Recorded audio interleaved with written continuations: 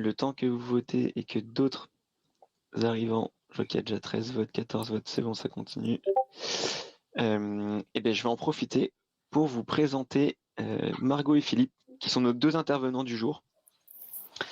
On a notamment Margot qui a un pédigré plus startup scale-up, qui est la cofondatrice de Fly the Nest. Fly the Nest qui accompagne, que ce soit en coaching ou en formation, beaucoup de startups et scale-up, c'est leur cœur d'activité. Et elle était avant responsable développement manager chez Harmonie Mutuelle. Elle a été senior manager chez Wavestone. Plus de 5 ans d'expérience en tant que coach et formatrice en startup scale-up. Pour accompagner Margot, on a aussi Philippe. Donc Philippe Boyer qui est executive coach et qui dans son expérience passée, ça fait à peu près 4-5 ans je dirais qu'il est executive coach, et qui dans son expérience passée a eu plus de 20 ans d'expérience au codir de très belles entreprises comme et il était DRH comme membre du CODIR chez Coca-Cola, Hermès, puis Bic.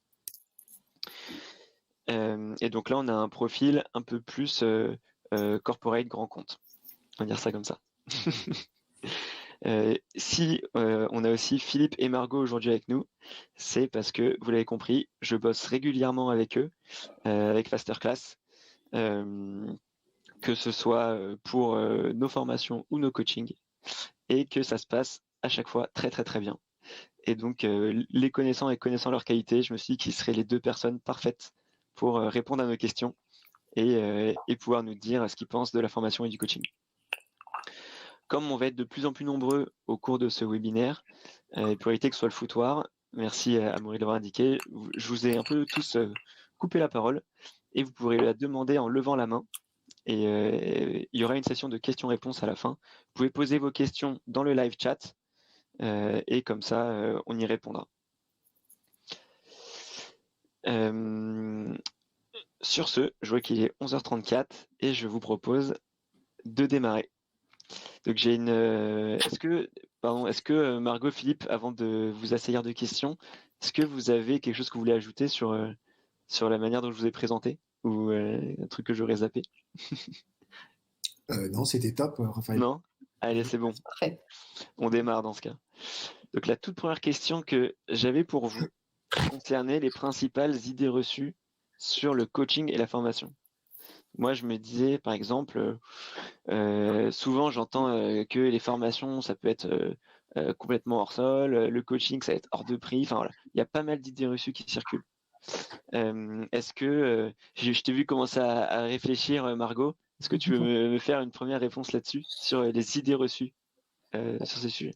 Ouais, bien sûr, je souriais parce que complètement le côté hors sol des formations et le côté hors de prix du coaching, je pense que c'est ce qui revient très régulièrement. Enfin, moi, ce que j'entends très régulièrement, c'est vrai que sur le coaching, j'ai un peu en tête 3-4 idées reçues qui reviennent très régulièrement. Bon, la première, c'est ça coûte cher, ça va nous coûter une fortune pour une seule personne qu'on va accompagner.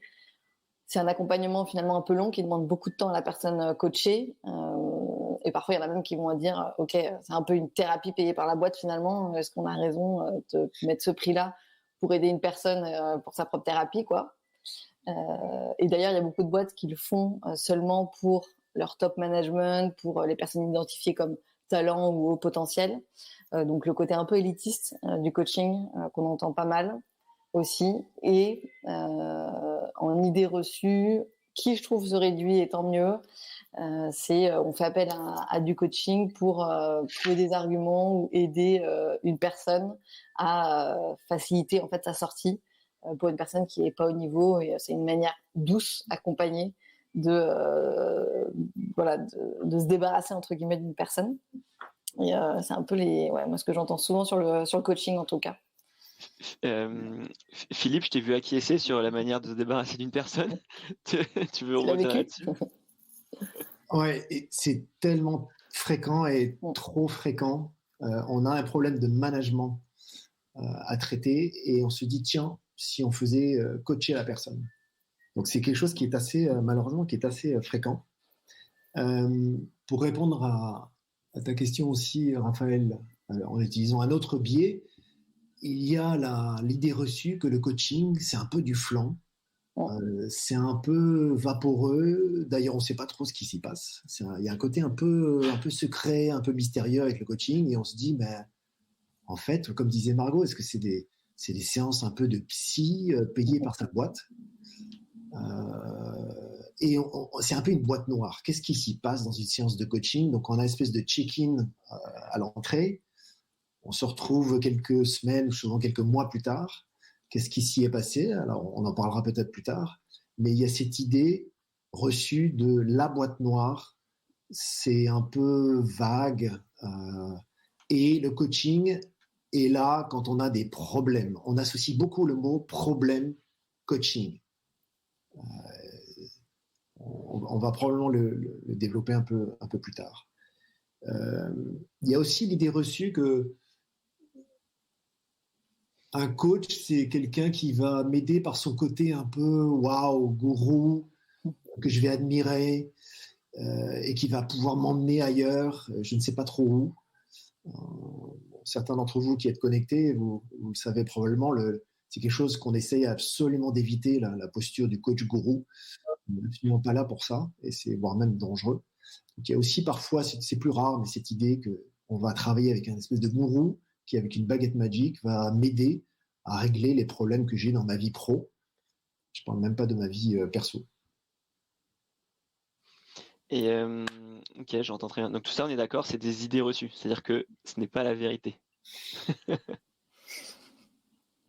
Ouais, on est d'accord. Et on a parlé beaucoup des idées reçues sur le coaching. Et d'un point de vue formation, est-ce qu'il y a des idées reçues comme ça un peu à démonter d'emblée? Il y en a une qui me vient spontanément de plus en plus ces dernières années, c'est la formation, en tout cas dans son mode d'organisation traditionnelle, c'est un peu dépassé, c'est un peu has-been. Et puis la formation, est-ce qu'on a encore le temps de s'asseoir? Alors on peut faire du distanciel, mais de s'enfermer dans une pièce avec un formateur qui a probablement des compétences, des choses à transmettre. Est-ce que j'ai vraiment envie de passer du temps dans ce mode très traditionnel qu'est le training? On entend encore parfois cette idée reçue. Effectivement, la formation doit s'adapter. Et les modes d'animation, les modes même de conception, la formation a beaucoup évolué. C'est ce qui fait qu'aujourd'hui, on arrive à proposer des choses extrêmement intéressantes, attractives, dynamiques. Mais il y a cette idée que la formation s'est dépassée. On ne fait plus de formation. On entend ça de plus en plus. Qu'en penses-tu, Margot? Ouais. Parce que quand on parle formation, je trouve qu'on pense encore beaucoup, on visualise beaucoup le côté cours très descendant, un peu limite amphithéâtre de fac, même si souvent c'est en plus petit groupe, mais on visualise beaucoup ça. Et ce qui donne cette image un peu has-been de la formation, ce côté perte de temps potentiel parce que ça mobilise beaucoup de jours, beaucoup d'heures bloquées sur une thématique. Parfois c'est 1-2 journées, mais parfois c'est des parcours entiers pour des managers. Et même les managers eux-mêmes peuvent se dire oh là là, je vais passer autant de temps et pendant ce temps-là, mon opérationnel ou mon équipe, ça reste là et je dois tout rattraper après. Et donc du coup, ça peut être aussi des freins à la formation. Mais heureusement, tu as raison Philippe, la formation est en train de se renouveler d'ailleurs. Masterclass, c'est aussi ce qu'ils proposent de faire autrement de la formation. Ok. En gros, sur la formation, si je retiens les peurs, on va dire, les idées reçues qui font des peurs, c'est le temps potentiel investi en formation qui n'est pas du temps à travailler et qui peut être du temps perdu si c'est un peu trop hors sol ou pas trop suffisamment connecté ou trop à l'ancienne, pas suffisamment innovant. Ok, ça j'entends très bien. Et du coup, rajouterais, Raphaël, juste pour rajouter un tout petit point, il y a l'idée reçue qui, dans certains cas, n'est pas complètement décalée, que le risque de certaines formations, c'est de ne pas coller à la réalité de l'entreprise et de ne pas coller à la culture de notre entreprise. Nous sommes une scale-up, nous sommes une start-up, ça n'a rien à voir. Il n'est pas question qu'on aille faire des formations classiques, c'est pas du tout adapté à notre environnement. Ou alors il y a l'idée reçue que le formateur, il connaît pas la réalité, la dimension opérationnelle dans notre job, donc ça va être très théorique, ça va être des outils qu'on va nous balancer. Pas sûr que ça vaille le coup. En plus, c'est peut-être moins cher que le coaching, ramené au coût par personne, mais ça reste quand même un investissement, à la fois budget et temps, trop important aujourd'hui pour que ça vaille le coup. Ok. Donc là, tu as commencé à comparer, faire le lien entre coaching et formation, que ce soit d'un point de vue budgétaire, par exemple. Euh, Ça fait le lien avec la deuxième question que j'avais pour vous. C'est quelles sont les questions à se poser pour choisir entre les deux? Comment je sais si je dois proposer un coaching ou une formation à quelqu'un? La première question qui me vient, c'est, mais un peu comme pour tout, vous se demander en fait pourquoi on cherche à accompagner cette personne-là. Quel est l'objectif, cette personne-là ou ces personnes-là?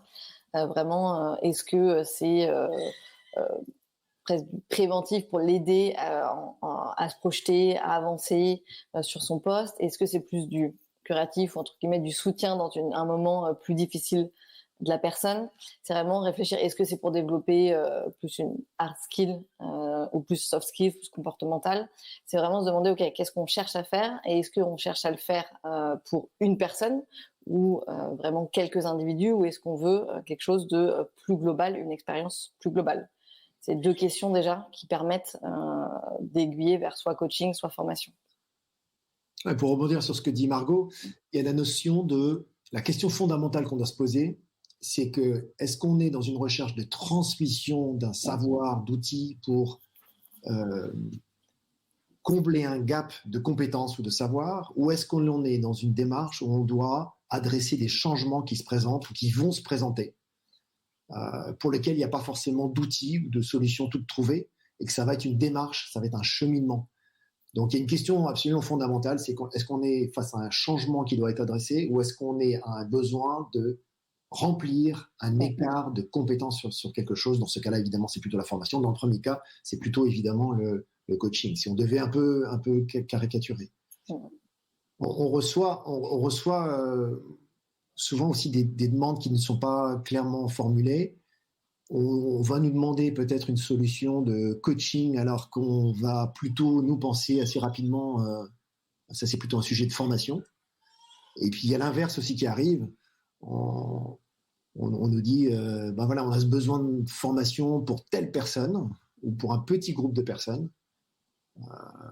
Est-ce que c'est vraiment ça qui est adapté? Et nous, dans notre esprit, rapidement, on shift. Non, on est plutôt dans une démarche de coaching. Comme disait Margot ici, ça ne doit pas être la question déterminante. C'est est-ce que c'est une personne, deux personnes, trois personnes, ou c'est un groupe de personnes? Ça c'est relativement évident. Et on peut avoir parfois, on peut se poser aussi la question de tiens, est-ce que j'ai un besoin qui pourrait être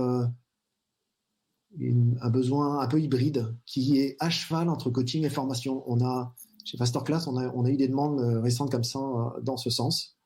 Des demandes assez atypiques, et on avait des RH qui s'étaient vraiment posé des questions très intéressantes et qui s'adressaient à nous en nous disant mais moi j'ai à la fois un besoin de changement chez cette personne, chez ce manager notamment, et en même temps dans quelle mesure est-ce que vous êtes capable de lui transmettre des outils, un savoir qui vont l'aider. Et on a de plus en plus ce type de demandes, et c'est assez intéressant, des demandes hybrides entre coaching et formation. Et chez Masterclass, on essaie vraiment d'y répondre de plus en plus. Et c'est aussi un peu un challenge pour nous, parce qu'on n'avait pas forcément vu les choses comme ça. On avait plutôt une façon de voir les choses un peu, le coaching d'un côté et la formation de l'autre. Et il y a peut-être une évolution qui est en train de se dire, tiens, qui nous amène en tout cas à nous faire réfléchir à des solutions hybrides. Ok. Est-ce que vous pourriez illustrer l'un ou l'autre? Vous avez parlé de la formation, notamment quand il y a des écarts de compétences à faire attraper. Est-ce que vous avez des exemples comme ça d'écarts? Vous dites tiens, ça c'est une compétence, faut le faire monter pour rendre le truc vraiment concret. Oui, moi par exemple, quand j'étais donc responsable du développement des 500 managers d'harmonie mutuelle, il y avait un enjeu dans la manière d'accueillir dans les agences. Vous savez, les agences, avant c'était beaucoup de présentiel.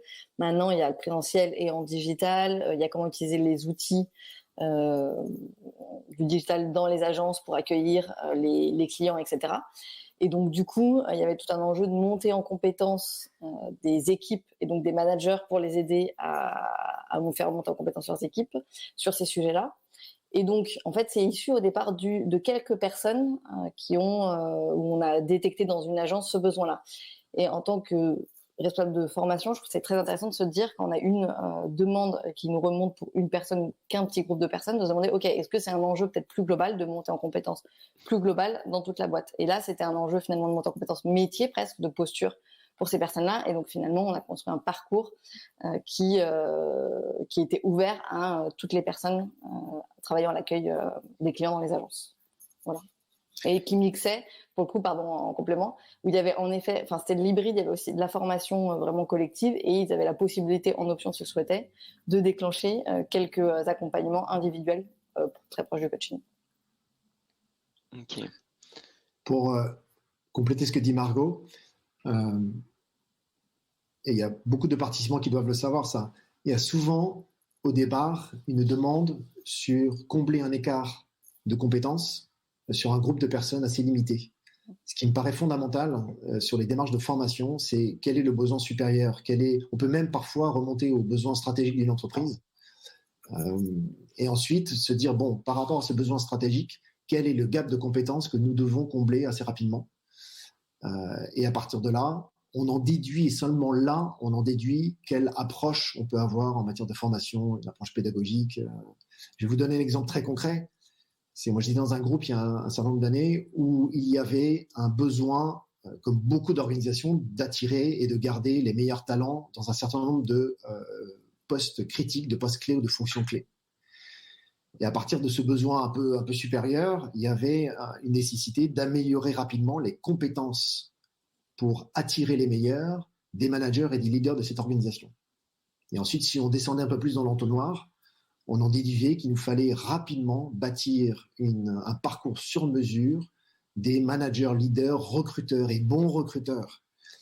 Et donc, en partant d'un besoin très stratégique, on en était arrivé à développer une approche très pragmatique, un training en 2 jours adressé aux managers et aux leaders, qui était comment arrêter d'être des mauvais recruteurs, comment arrêter d'être répulsif dans notre capacité à poser des questions d'un autre temps, du type oui, parlez-moi de vos qualités, de vos défauts, qui sont des questions qui sont tellement pas efficaces. Et donc, on avait monté un programme avec des mises en situation, des choses extrêmement concrètes pour structurer un entretien de recrutement pour managers et leaders. Donc, on partait d'un besoin très stratégique de l'entreprise sur les talents attirés et les meilleurs talents dans un certain nombre de domaines pour en déduire une formation très pragmatique adressée aux managers et aux leaders. Ok. Donc là vous êtes parti d'un besoin stratégique pour ensuite en déduire qu'il vous fallait une formation. Du coup, là, de cet exemple concret me viennent 2 questions qui sont quand est-ce que je dois choisir une formation, ou surtout quand est-ce que je me dis ok, là, faut pas faire une formation, ou pareil pour le coaching, quand est-ce que je dois choisir un coaching ou surtout ne pas faire un coaching. Est-ce que, par exemple, Margot, je te vois sourire. Allez, je sais pas si tu as... Parce que je me demandais à qui t'allais donner la parole. Ouais, je peux bien me lancer. Allez. On voit que la formation, alors c'est en lien avec ce qu'on disait précédemment, mais la formation, c'est très utile si on se dit qu'on veut donner un socle commun de pratiques, d'outils à un groupe de personnes, donc à des managers, à des techs, enfin peu importe, une population, voire toute la population, toute l'entreprise, de se dire ok, si j'ai envie de développer des pratiques communes, partagées au sein de toute l'organisation, une formation, les faire passer par un parcours de formation ou juste 1 ou 2 journées de formation, ça permet de tous se mettre à peu près au même niveau, de connaître les mêmes outils, d'avoir le même langage derrière, et ça permet aussi du coup de travailler la culture de l'entreprise.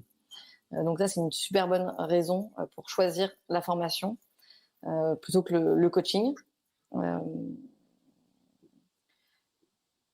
Et ça permet aussi la formation dans le même principe que développer un langage commun.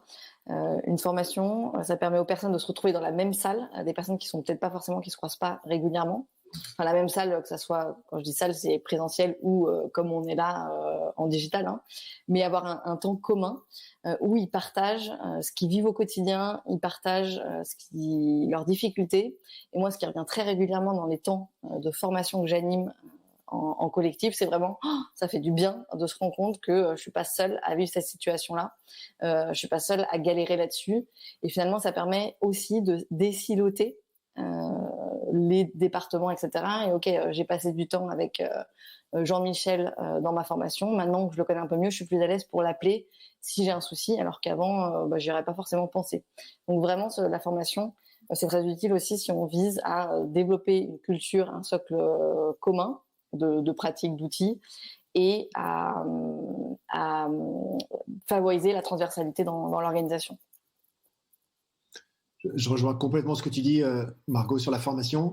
Et peut-être, Raphaël, ça peut être intéressant qu'on aborde la deuxième partie, que moi, peut-être je donne ma vision, en tout cas, sur quand choisir le coaching et quand ne pas le choisir. Le coaching, on est vraiment sur des thématiques il y a besoin d'un changement. Alors, on n'a pas parlé de coaching individuel vis-à-vis de coaching collectif déjà. Juste pour écarter cette question-là, mon expérience par rapport à ça, c'est que quand on parle de coaching d'équipe, on est rarement dans des véritables démarches de coaching. C'est une forme, ça prend une forme différente. C'est en fait c'est presque pas loin de la formation. Le coaching d'équipe, c'est vraiment un sujet un peu à part. Je voudrais me focaliser là sur le coaching plutôt individuel. Et quand choisir le coaching individuel et quand ne pas le choisir. Le coaching, c'est véritablement quand il y a besoin d'adresser un changement ou quand un changement se présente. Donc, on n'est pas sur forcément un écart de compétences ou un besoin comme le disait Margot, de partager un socle commun. On n'est vraiment pas dans cette démarche-là. Sur le coaching, alors on pourra peut-être citer un peu plus tard les différents cas de figure où un coaching semble absolument adapté. Mais la base du choix du coaching, c'est que j'ai un changement qui se présente à une personne dans l'organisation et on va l'aider à cheminer et à trouver lui-même ou elle-même les ressources, les solutions qui sont en cette personne. C'est vraiment ça pour moi le fondamental du choix du coaching. Et je voudrais juste rajouter, et quand ne pas le choisir, parce que c'est aussi la question que tu poses, Raphaël, quand ne pas le choisir, c'est typiquement les demandes de coaching liées à des problèmes. J'ai un problème et monsieur ou madame le coach, vous allez nous aider à résoudre ce problème. Alors, parfois dans des démarches de coaching, on arrive vraiment à aider les personnes à résoudre des problèmes. La question fondamentale de départ n'est pas là. Alors on peut peut-être donner des exemples, je ne sais pas si vous qu'on donne un peu plus tard, de cas de figure où le très concret, où le coaching est vraiment fondamental entre quand choisir la formation et quand choisir le coaching. Je pense que c'est vraiment sur ces deux axes-là, transmission d'outils et partage d'une enveloppe culturelle commune d'une part, et d'autre part, on a un changement plutôt individuel à adresser, et là on propose le coaching. C'est dur de faire la différence quand même entre un changement individuel et le fait qu'il y a un problème. Et du coup, il ne faut pas qu'il y ait un problème, mais il faut qu'il y ait un changement. Comment tu fais les différences entre les deux?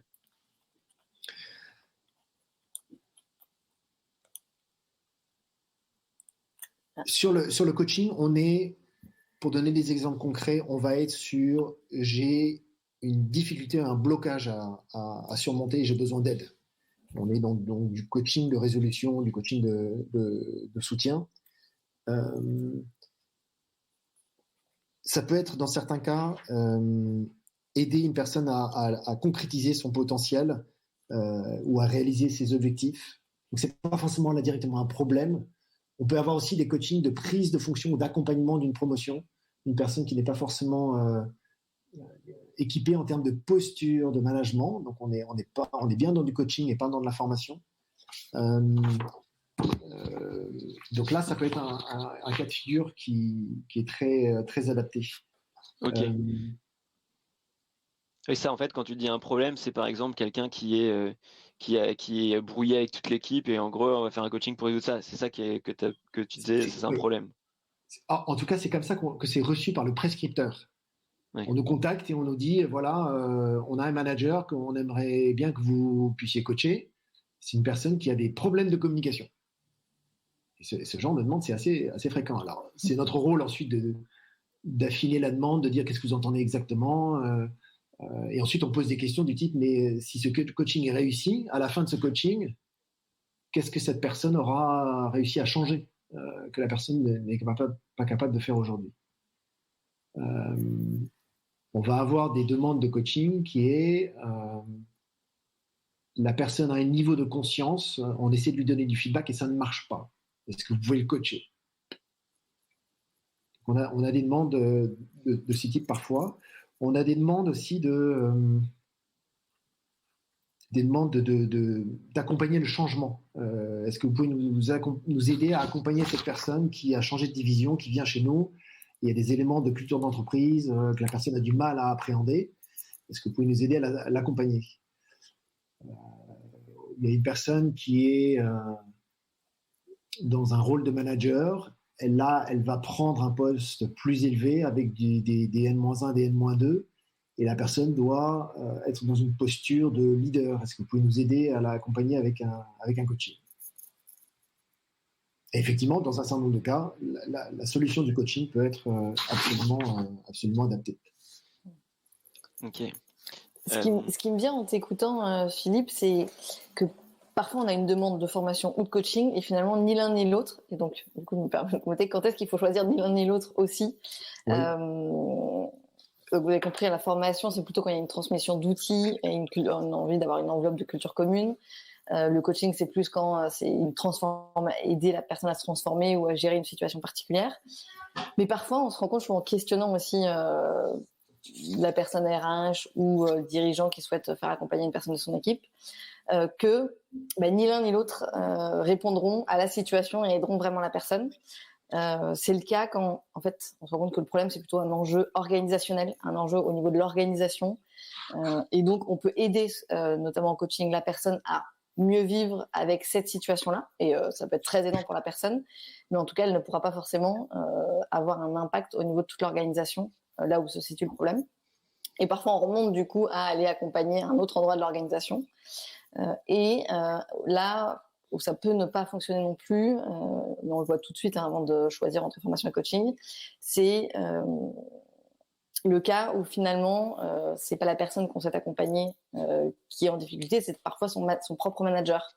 Ce que tu disais, Philippe, sur l'exemple d'une personne où on dit mais il comprend pas bien les feedbacks, ou en gros on dit on sait plus comment faire avec cette personne. Bon, parfois c'est cette personne-là qui est en difficulté, mais parfois c'est aussi son propre manager qui ne sait pas comment faire. Et finalement, c'est peut-être lui parfois qu'il faudrait accompagner parce qu'il n'arrive pas à prendre complètement son rôle de manager, d'accompagnant de la personne. Et donc, on se retrouve parfois à faire le coaching finalement du manager plutôt que de la personne ciblée au départ.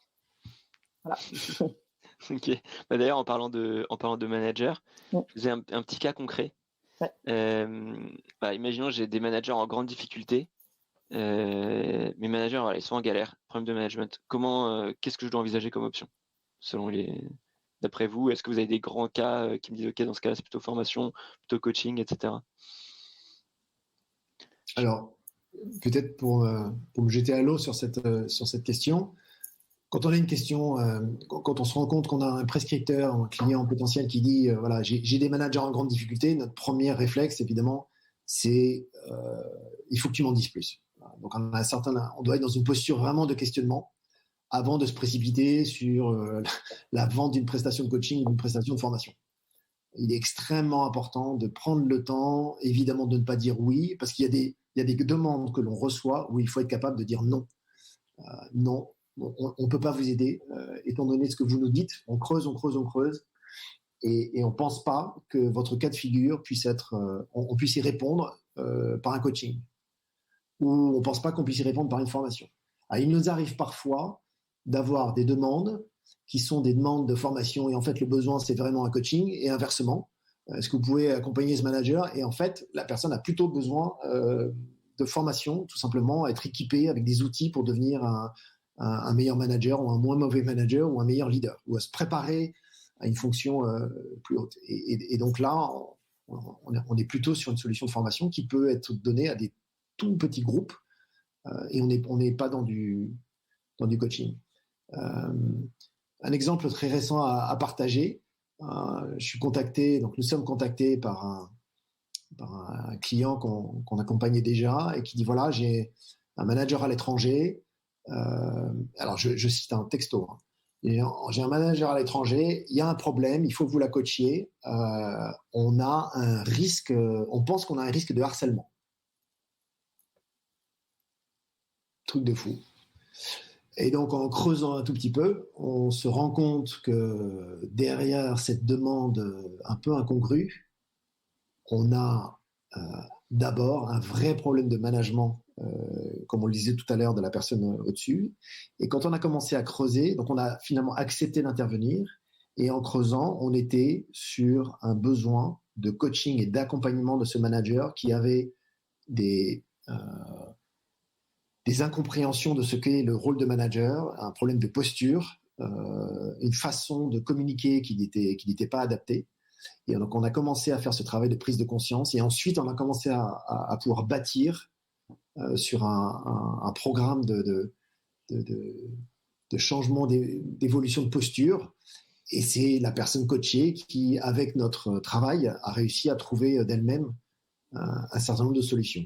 Alors, pendant ce parcours, il y avait souvent la tentation de est-ce que tu n'aurais pas un outil à me transmettre, à me passer Philippe là-dessus, une espèce de baguette magique qui me permettrait de résoudre tous mes problèmes de manager. Je caricature un peu, c'était pas vraiment ça, mais ça nous arrive quand on est dans une démarche de coaching, je sais pas si toi, Margot, ça t'arrive régulièrement, où on a le coaché qui est en demande d'outils qu'on va souvent partager en formation. Alors, on fait parfois des questions, on dit, bon, écoute, je pense qu'il y a un outil qui peut vraiment te faire gagner du temps, qui peut être extrêmement puissant et utile, et qui va répondre à certaines de tes problématiques-là.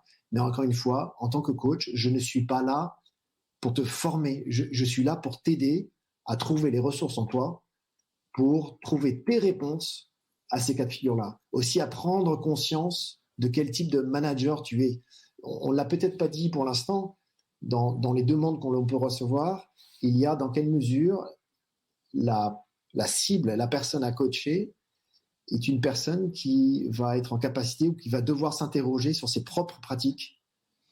Et il y a un certain nombre de personnes réunies aujourd'hui, vous devez le savoir, c'est dans les démarches de coaching que nous avons, il y a une première approche qui est la connaissance de soi. Donc accepter et être motivé pour faire ce travail d'introspection avant d'être dans une démarche de je travaille sur comment j'interagis avec mon environnement.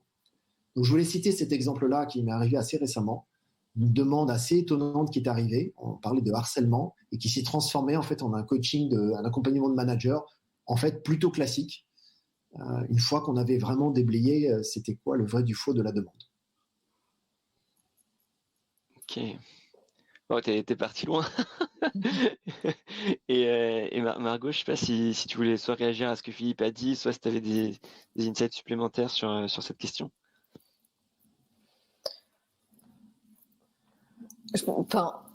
En fait, je suis alignée avec Philippe sur le côté, ok, il faut demander, quand on nous dit grandes difficultés, c'est quoi ces grandes difficultés, en fait, réussir à questionner la personne prescriptrice pour identifier et permettre d'orienter vers formation, coaching ou autre chose peut-être. Parce qu'encore une fois, ça répond pas à tout non plus. Ça t'est arrivé, par exemple, d'avoir des gens qui voulaient un coaching, alors qu'en fait, ils te demandaient des conseils plus que du coaching? Ouais, alors là-dessus, oui, ça arrive. Moi, en fait, ce que je vais questionner là-bas, c'est en effet son envie quand même d'évoluer, de se transformer, cette personne elle-même, de faire du travail sur soi. Et deux, moi, ça peut m'arriver, comme le disait Philippe, mais moi, peut-être assez souvent, peut-être par rapport à d'autres coachs, de quand même partager des outils, mais à ce moment-là, j'en partage pas forcément qu'un seul, j'en partage plusieurs. Et c'est à la personne de venir faire du picking, de choisir celle qui lui va bien, l'outil qui lui parle le plus. Mais avant, je m'assure que c'est pas, parce que parfois la demande d'outils, c'est une volonté de la personne d'aller sauter les étapes ou un mode de fuite, un peu la solution de facilité en disant je vais prendre ce truc-là, le truc bien carré qu'on me donne, la matrice qui va m'aider, et ça m'évite d'aller creuser plus loin en fait.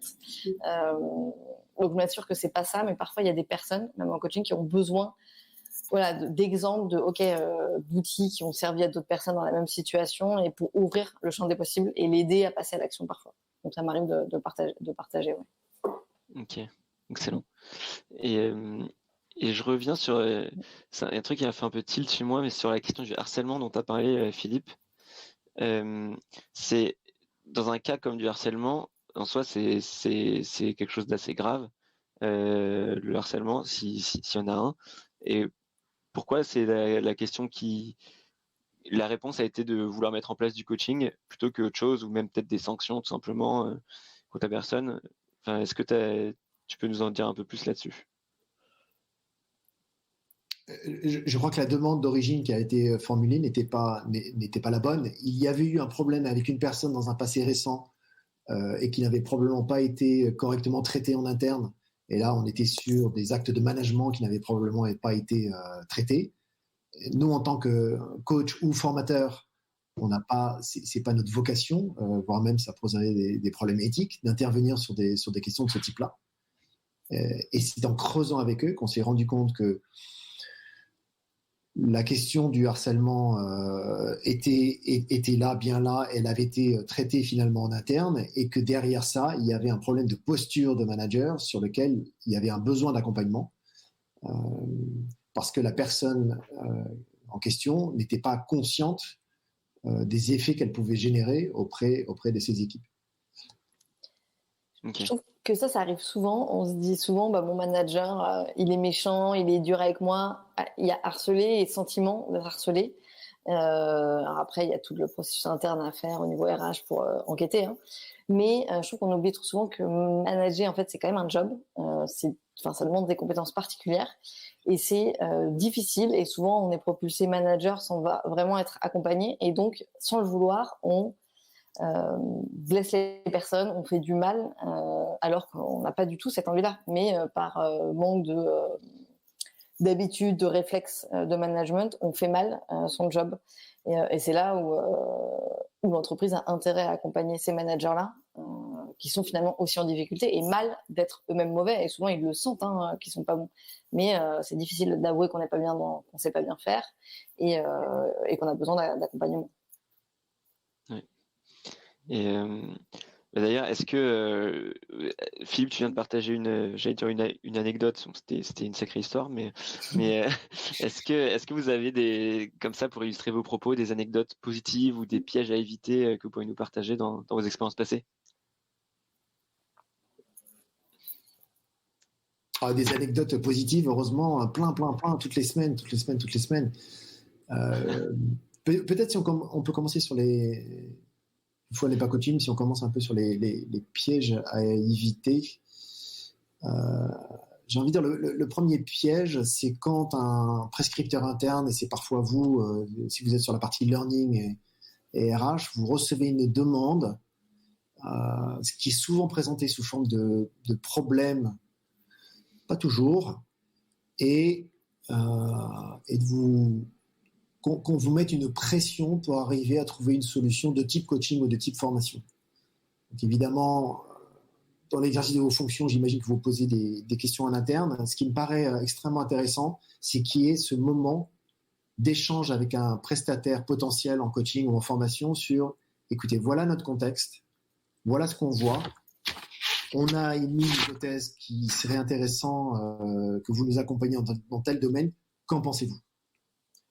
Et donc, un des pièges à éviter, à mon avis, c'est la commande de prestation.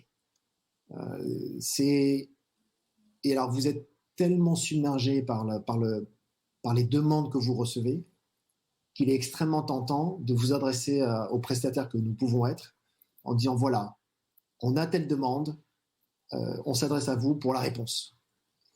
Et il faut qu'on fasse extrêmement attention parce qu'on peut vous embarquer avec nous dans une solution qui ne va pas être adaptée, qui va coûter de l'argent, qui va coûter du temps. Et il me paraît extrêmement intéressant à ce moment clé, d'avoir un échange extrêmement, ça peut être très court, sur quel est vraiment votre besoin.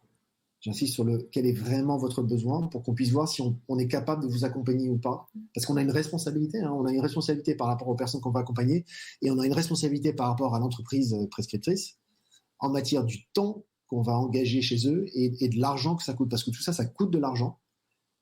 Et il faut qu'on soit, nous, sûrs qu'on est capable d'y répondre dans le respect d'une déontologie, d'une éthique, d'une confidentialité.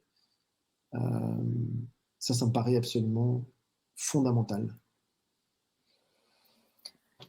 Oui, tu parles de demande, Philippe. Moi, ce qui me vient aussi comme piège à éviter et qui est assez naturel et que je comprends, c'est quand on s'oriente vers un coaching pour une personne, souvent le prescripteur, moi, ça m'arrive régulièrement, a envie de savoir ce qui se passe dans les sessions. On parlait de la session de coaching, on parlait le sentiment de boîte noire du coaching, de ne pas savoir ce qui se passe dans les sessions, etc. Nous, on garantit la confidentialité des échanges pendant les sessions de coaching, et bien qu'il y ait en tripartite un rendez-vous au démarrage, parfois au milieu et en tout cas à la fin avec le ou les prescripteurs. Ça arrive, moi souvent, que la personne prescriptrice, qui est souvent une personne en RH, me titille dès le début pour essayer d'avoir des infos au fur et à mesure du coaching sur qu'est-ce qui se passe, comment la personne évolue, etc. Et essaye finalement de se rassurer elle-même. Et je peux comprendre, parfois, elle a elle-même une pression, à t'en parler Philippe, pour l'atteinte d'objectifs et que finalement ce coaching soit rentabilisé. Et ça vient interférer avec le process et c'est vraiment un piège à éviter. Et en tant que coach, ça peut être difficile, mais on se doit, je pense, de réussir à mettre ces limites-là, qui ne sont pas toujours évidentes. J'abonde complètement dans ton sens, Margot. C'est assez fréquent qu'on ait des clients qui nous demandent des informations sur comment ça se passe, comment la personne réagit. Et là, ce qu'on doit se contenter de faire, c'est de dire comment on avance dans ce qui a été convenu sur les objectifs de départ du coaching. Donc, on dit oui, on avance. On est en train d'adresser les problématiques qui avaient été listées et on doit à peu près s'arrêter là. On peut dire éventuellement la personne est engagée dans la démarche et on doit s'arrêter là. Et c'est dans la tripartite ou la quadripartite de fin de coaching qu'on va laisser l'initiative au coaché de partager ce qu'il ou elle a envie de partager du parcours qu'elle a eu avec nous. C'est absolument fondamental. Donc clairement, le piège à éviter, c'est de ne pas respecter scrupuleusement et totalement la confidentialité et la déontologie du coach. Bon, on a parlé un peu de négatif, là, il faut peut-être qu'on parle. Bah ouais, est-ce que vous n'aurez pas un petit truc positif pour remonter le moral à tout le monde? Alors, moi, il y a une chose qui me brûle les lèvres, que j'ai envie absolument de partager, c'est que un coaching, quand c'est le bon moment, la bonne personne, le coaching peut changer une vie. Le coaching peut transformer des gens. C'est tout l'art des prescripteurs que vous êtes. Hein, vous êtes pas mal ce midi, je crois, dans ce rôle-là, qui est un rôle souvent difficile. Si vous arrivez à trouver le bon questionnement, la bonne posture qui est la vôtre de prescripteur, de je comprends la demande interne, si vous trouvez le bon prestataire, c'est le bon moment avec la bonne personne, on l'a vu, moi j'ai des expériences, et Margot, je sais que tu en as aussi, le coaching peut changer la vie de quelqu'un. Et par ricochet, ça peut changer la vie de l'organisation ou un bout de l'organisation dans laquelle se trouve la personne. Dans la partie management, on a des coachings miraculeux. Alors honnêtement, c'est pas la majorité, mais on a des coachings miraculeux où on a des gens qui se révèlent à eux-mêmes, qui trouvent des clés, qui trouvent des ressources incroyables en elles. Et nous ne sommes que des catalyseurs de ça. On aide les personnes à ouvrir des serrures et c'est la personne qui fabrique elle-même les clés. Alors, on n'est pas des serruriers, c'est voilà. Donc anecdote positive, plusieurs de coaching qui ont transformé complètement les gens.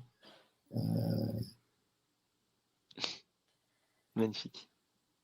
Du coup, moi, je vais prendre une anecdote positive, peut-être de formation, pour compléter par rapport à Philippe.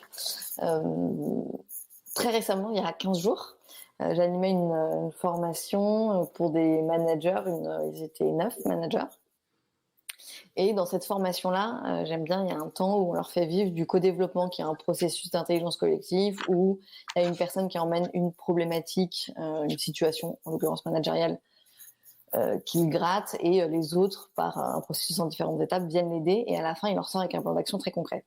Ils ont tellement aimé ce partage, ces échanges entre eux, qu'ils ont décidé à la fin tout de suite après cette séquence-là, de prendre rendez-vous pour eux-mêmes continuer ce groupe de co-développement, de partage de pratiques entre eux. Ils ont rendez-vous le 2 juillet. Et cette fois, ils le font sans formateur, sans facilitateur, sans animateur, entre eux. Et je trouve que, voilà, quand je parlais de l'intérêt de la formation aussi, de créer un socle commun désiloté, voilà, j'étais vraiment ravie il y a 2 semaines quand ils ont pris le rendez-vous immédiatement et qu'ils avaient hâte de se retrouver. Ouais, t'as vraiment réussi à créer une communauté de managers dans la boîte, quoi. C'est vraiment top. J'ai envie d'en rajouter une petite, Raphaël, pour la route. Une anecdote positive qui m'est arrivée hier en training. On partage un outil avec un groupe, un outil assez puissant. Ça va parler à certains d'entre vous, c'est l'équation de la confiance. Un outil assez connu, assez classique, assez puissant. Et il y a une personne qui a, 1 heure après le partager de cet outil, elle a voulu faire une intervention auprès de ses pairs en train de dire, là, je voulais vous dire, j'ai un choc positif dans ce que je suis en train d'intégrer. Je viens, grâce à cet outil, je suis en train de comprendre des choses de mon passé professionnel récent que j'arrive à expliquer et à mieux comprendre grâce à cet outil. Alors, c'est pas tous les jours que ça arrive, hein, des anecdotes comme ça. Et la personne qui était en train de partager ça, il y avait une certaine émotion parce qu'il y avait une espèce de révélation. Et donc, on peut faire des choses comme ça fortes en coaching et aussi en formation. Il y a des moments comme ça magiques qui arrivent. Et j'ai envie de dire, ces moments-là, ils sont possibles si le travail en amont a été fait vraiment sur la détection et la compréhension du besoin. Et c'est ensuite, nous, en tant que prestataires, on a réussi à développer une solution qui collait vraiment à ce besoin-là, me semble-t-il. Donc ça date d'hier, j'avais très envie de le partager. C'était à Varsovie. Oui. C'est ça, ouais. Je vois que le temps tourne, donc j'avance. On va être un peu restreint en temps sur les 2 dernières questions qui me restaient à vous poser. Comme ça, il y aura peut-être un petit temps de Q&A pour ceux qui veulent. Mais la question classique de l'argent, qui n'est pas neutre. J'ai un budget restreint. Qu'est-ce que je peux faire? Alors moi, j'y pense que j'ai j'ai eu une discussion avec un client qui me disait voilà, moi on est 80, j'ai 60 000 euros de formation, de budget formation et coaching.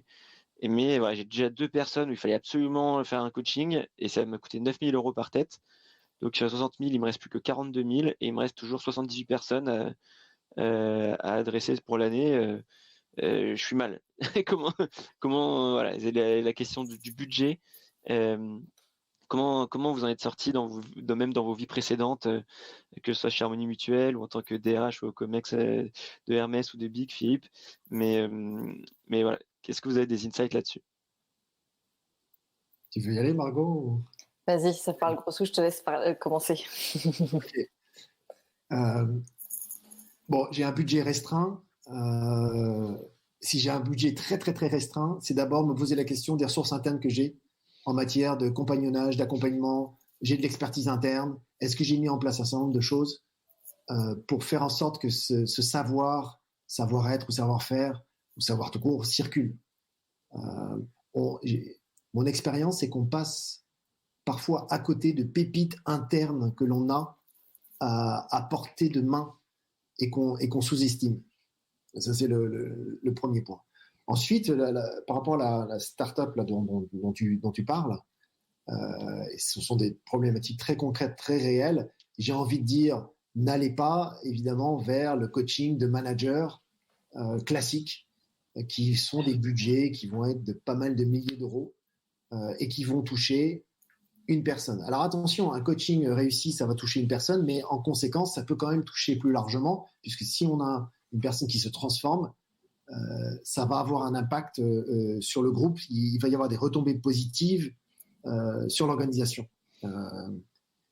Et donc, j'ai envie de dire, privilégier plutôt la formation. Et si plus j'ai un budget restreint et plus mon cahier des charges doit être serré, hyper pointu, et que je trouve des prestataires qui soient capables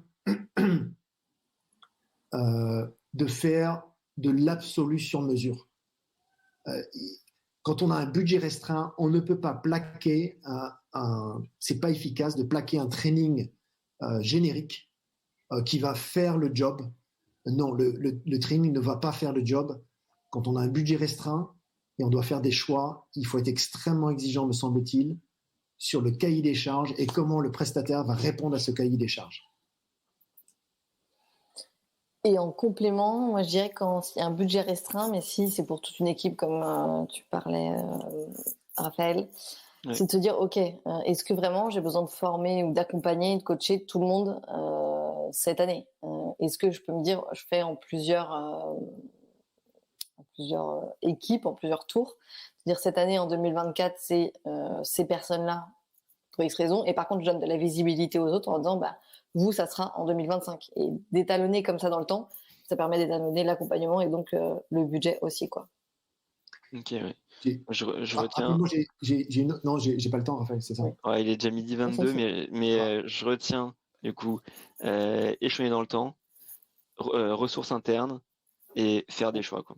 Et vraiment être laser focus sur avec un truc Mesure. vraiment sur mesure Mesure. plutôt qu'un truc lambda. Faut être très exigeant quand on manque de budget, quoi. Si une petite dernière pour la route, j'ai envie de parler de workshop.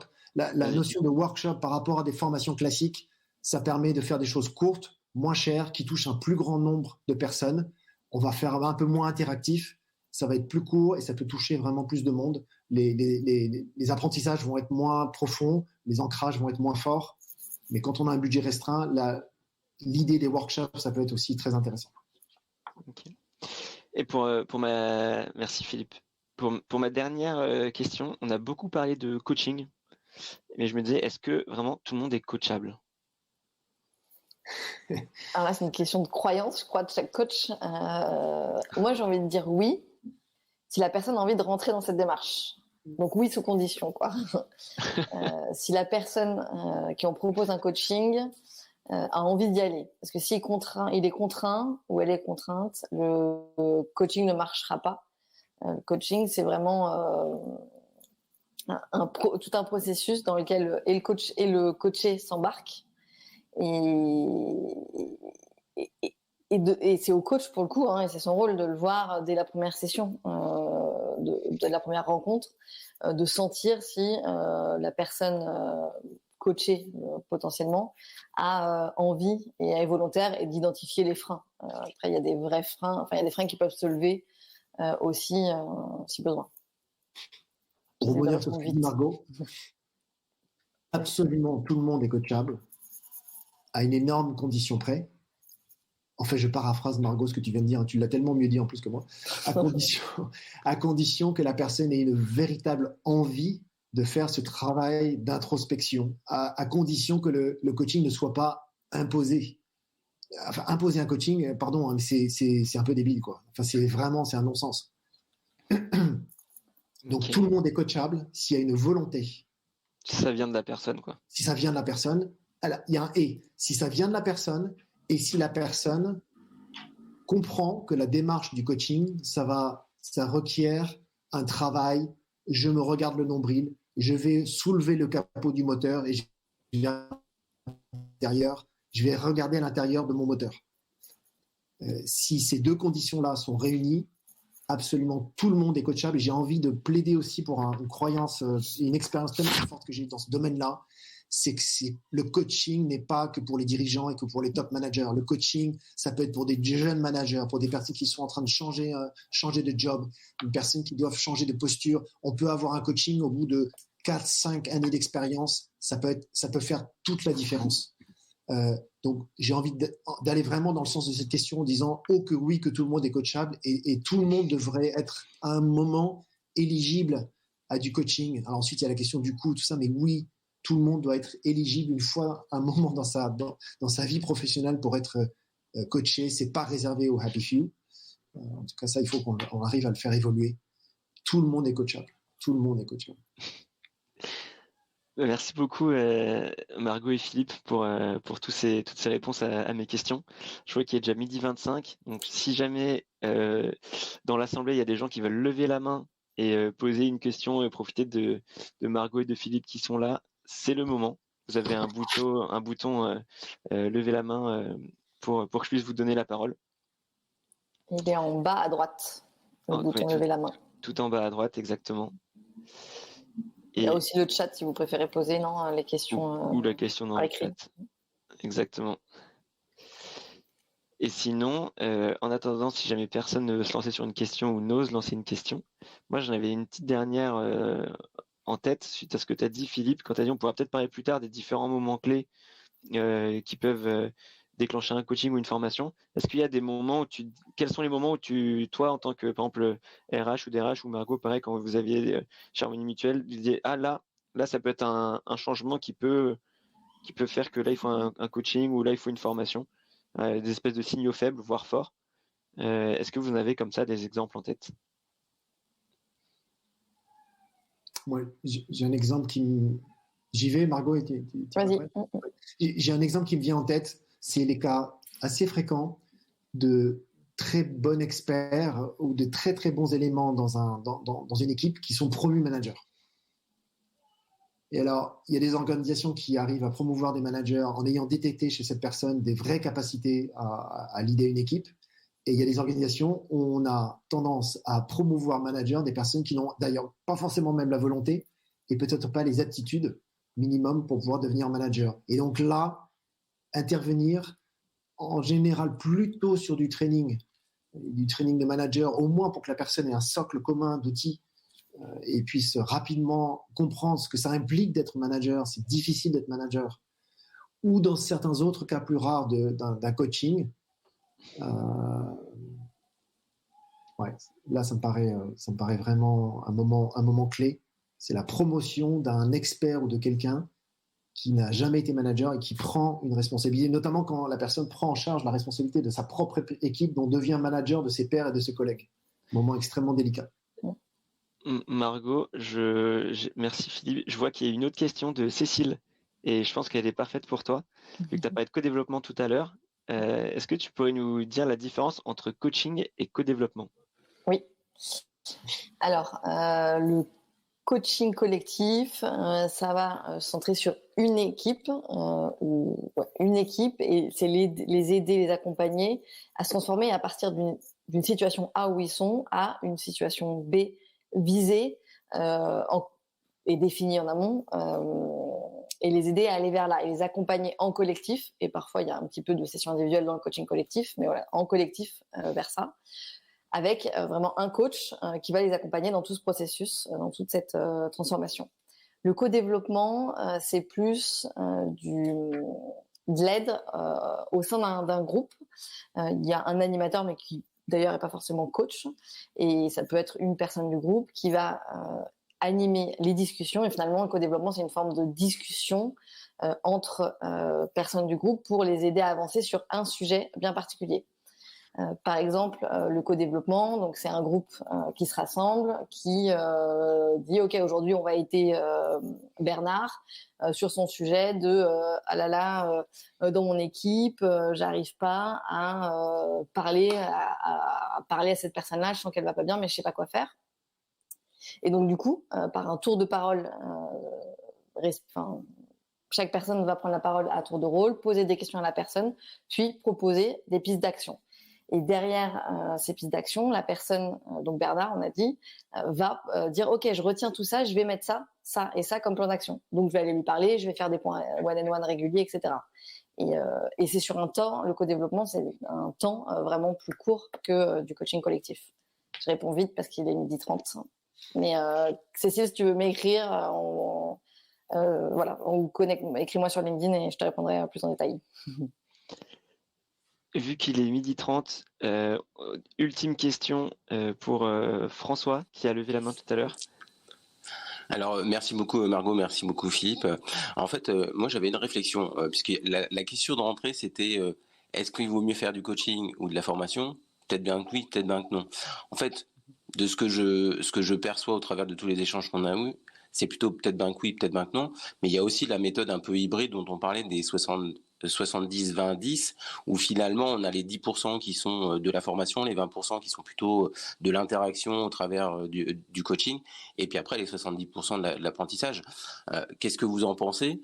Et puis, si on va aussi sur des questions budgétaires par rapport au coaching, moi j'ai pratiqué aussi beaucoup le mentoring. Alors c'est effectivement un accompagnement interne, mais qui s'approche aussi au coaching. Qu'est-ce que vous en pensez en fait? Alors, salut François, ça fait plaisir de te revoir. Je t'en prie.